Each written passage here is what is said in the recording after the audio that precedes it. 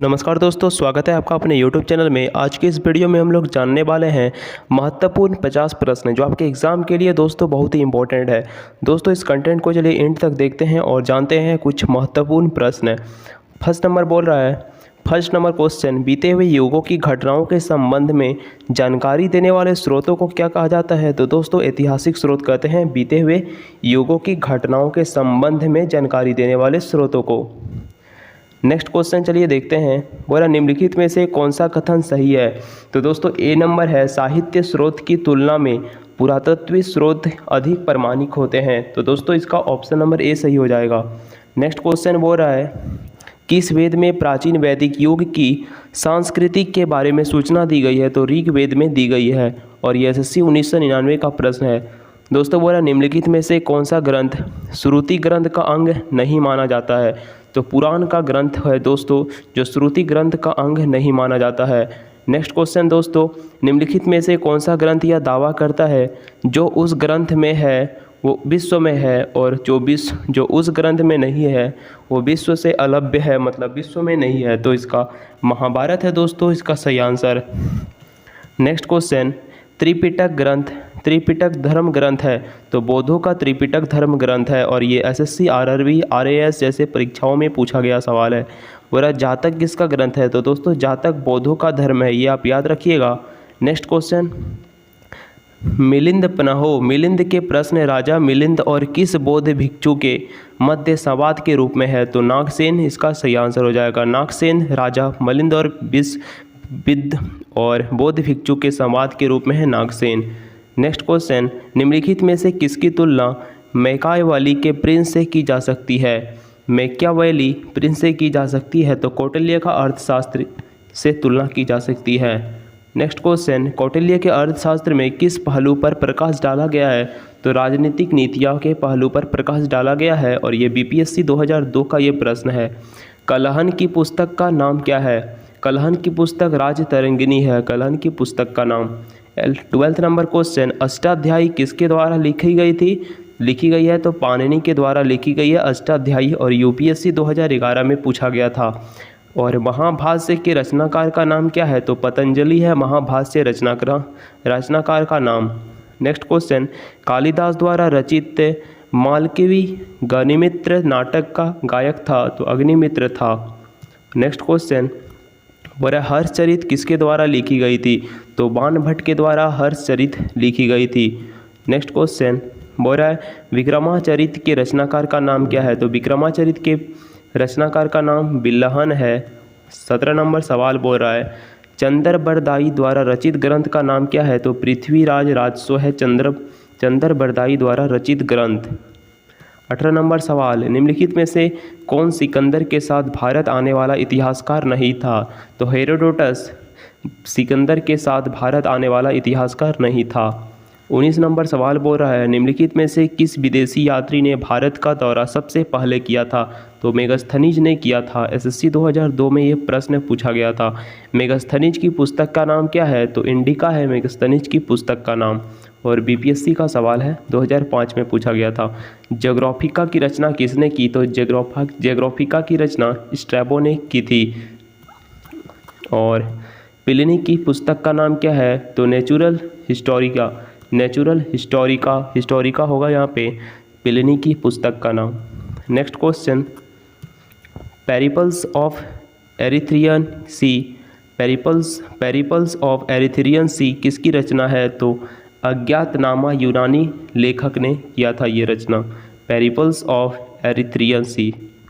Next question, Faxian कहाँ का निवासी था? तो फायान चीन का निवासी था। और 25 नंबर सवाल बोल रहा है फायान किसके शासनकाल में भारत आया था? तो चंद्रगुप्त II के शासनकाल में फायान भारत आया था और ये NDA में पूछा गया था सवाल। हर्षवर्धन के समय कौन सा चीनी यात्री भारत आया था? हर्षवर्धन के समय वेनसांग आया था। नेक्स्ट क्वेश्चन, 9वीं शताब्दी में भारत आए अरब यात्री सुलेमान ने किस साम्राज्य को रहमा कहकर संबोधित किया? तो पाल संबोधित किया था। नेक्स्ट क्वेश्चन बोला अल बरूनी किसके शासनकाल में इतिहासकार था? तो अल बरूनी मोहम्मद गजनवी के शासनकाल में इतिहासकार था और ये जेपीएससी जैसे एग्जाम में पूछा गया सवाल है। यात्री इब्न बतूता कहाँ से आया था? तो मोरक्को से आया था, यानी यात्री इब्न बतूता। नेक्स्ट क्वेश्चन देखते हैं, दक्षिण अफ्रीका यात्री इब्न बतूता किसके शासनकाल में आया था? दक्षिण अफ्रीकी यात्री था इब्न बतूता और किसके शासनकाल में भारत आया था? मोहम्मद बिन तुगलक के शासनकाल में भारत आया था। नेक्स्ट क्वेश्चन, फारस के सुल्तान मिर्ज़ा शाहरुख के राजदूत अब्द रुज्जाक 1443 से 44 ईस्वी में किस विजयनगर सम्राट के शासनकाल में विजयनगर की यात्रा की थी? तो देवराय II के शासनकाल में। ऑप्शन नंबर 20 का सही हो जाएगा। बोल रहा है भारतीय पुरातत्व सर्वेक्षण आर्कियोलॉजिकल सर्वे ऑफ इंडिया की स्थापना कब हुई थी? तो 1861 ईस्वी में हुई थी आर्कियोलॉजिकल सर्वे ऑफ इंडिया की स्थापना। नेक्स्ट क्वेश्चन बोल रहा है भारतीय पुरातत्व का जनक the father of Indian archaeology किसे कहा जाता है? तो अलेक्जेंडर कनिंघम को कहा जाता है और मध्य प्रदेश PCS का सवाल है ये। नेक्स्ट क्वेश्चन, निम्नलिखित विद्वानों में हड़प्पा सभ्यता का सर्वप्रथम खोजकर्ता कौन था? हड़प्पा सभ्यता का सर्वप्रथम खोजकर्ता दयाराम साहनी और ये विद्वान थे, आपको पता होगा। नेक्स्ट क्वेश्चन चलिए देखते हैं, हड़प्पा सभ्यता की खोज किस वर्ष हुई थी? तो 1921 ईस्वी में हड़प्पा सभ्यता की खोज हुई थी, याद रखिएगा। 36 नंबर सवाल है, सिंधु घाटी सभ्यता की खोज निकालने में जिन 2 भारतीयों का नाम जुड़ा है वे हैं दयाराम साहनी और राखाल दास, RD बनर्जी भी कहते हैं इसे। नेक्स्ट क्वेश्चन, वह हड़प्पा एवं मोहनजोदड़ो की पुरातत्वीय खुदाई के प्रभारी थे? तो सर जॉन मार्शल थे। नेक्स्ट क्वेश्चन 38 नंबर सवाल, न्यूमिस्मेटिक्स क्या है? तो सिक्कों व धातुओं का अध्ययन करने वाला न्यूमिस्मेटिक्स कहलाता है और ये RRB 2004 का यह प्रश्न है। बोला एशिया माइनर स्थित बोगाजकोई का महत्व इसलिए है क्योंकि वहाँ से जो अभिलेख प्राप्त हुए हैं उनमें से 4 वैदिक देवताओं इंद्र, वरुण, मित्र और नातस्य का उल्लेख मिलता है। ऑप्शन नंबर 20 का सही हो जाएगा। 40 नंबर सवाल देखते हैं, अशोक ने शिलालेखों को पढ़ने वाला प्रथम अंग्रेज कौन था? तो जेम्स प्रिंसेप था पढ़ने वाला प्रथम अंग्रेज अशोक के शिलालेखों का। नेक्स्ट क्वेश्चन दोस्त, अशोक के अधिकांश अभिलेख किस भाषा व लिपि में है? तो प्राकृतिक व ब्राह्मी भाषा लिपि में है। नेक्स्ट क्वेश्चन बोला है कहाँ से अशोक व द्विभाषाई ग्रीक एवं अरमाइक अभिलेख प्राप्त हुए हैं? तो सर इन कुना कंधार, इसका सही आंसर हो जाएगा। नेक्स्ट क्वेश्चन, अशोक ने मानसेहरा पाकिस्तान एवं शाहबाजगढ़ी पाकिस्तान से प्राप्त शिलालेखों में किस लिपि का प्रयोग किया गया? तो खरोष्ठी लिपि में प्रयोग किया गया है। नेक्स्ट क्वेश्चन, प्राचीन भारत में कौन सी एक लिपि दाईं से बाईं ओर लिखी जाती थी? तो खरोष्ठी लिपि, सही आंसर हो जाएगा। नेक्स्ट क्वेश्चन, हेलियोडोरस का बेसनगर अभिलेख संदर्भित है? तो केवल वासुदेव से। नेक्स्ट क्वेश्चन दोस्तों याद रखिएगा, वरना निम्नलिखित में से कौन सा अभिलेख कलिंग नरेश खारवेल से संबंधित है? तो हाथू गुम्फा का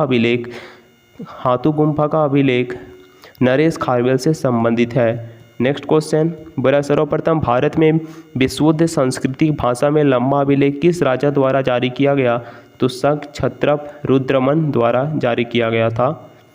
नेक्स्ट क्वेश्चन बोल रहा है काव्य शैली का प्राचीनतम नमूना किसके अभिलेख में मिलता है? तो रुद्रमन के अभिलेख में मिलता है। 49 नंबर सवाल, निम्नलिखित में से किस अभिलेख में चंद्रगुप्त मौर्य और अशोक दोनों का उल्लेख किया गया है? तो महाक्षत्रप रुद्रमन का जूनागढ़ अभिलेख में दोनों का वर्णन उल्लेख किया गया है। नेक्स्ट क्वेश्चन, लास्ट 50 नंबर सवाल दोस्तों, समुद्रगुप्त की सैनिक उपलब्धियों का वर्णन किस उसके अभिलेख में उपलब्ध है? तो दोस्तों इसका आंसर आप नहीं पता हो तो गूगल से सर्च कर दीजिए, कमेंट बॉक्स में आपका इंतज़ार करेंगे। और इसी तरह की वीडियो देखने के लिए हमारे इस चैनल को प्लीज़ सब्सक्राइब कर लीजिए। दोस्तों उम्मीद करते हैं ये वीडियो आपको पसंद आई होगी, तो इस वीडियो को ज़रूर अपने दोस्तों के साथ शेयर कीजिएगा। मिलते हैं अगले कंटेंट में, तब तक के लिए धन्यवाद।